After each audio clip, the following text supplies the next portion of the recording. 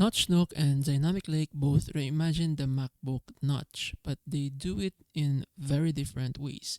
Notch Nook is a full utility hub that turns the Notch into a productive center, offering widgets, live actions, and a file shelf, and multi-monitor support, of course, with pricing at about $3 a month or $25 for a lifetime license, making it ideal for users who want the Notch to become a fully functional workspace.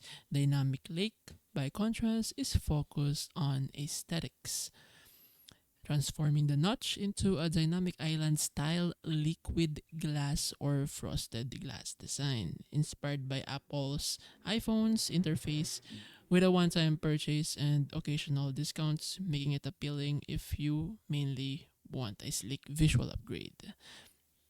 In short, Notch Nook wins for utility and workflow enhancements. And then we have Dynamic Lake, which is better for design and style. So the better app depends on whether you want your notch to work harder or simply look cooler.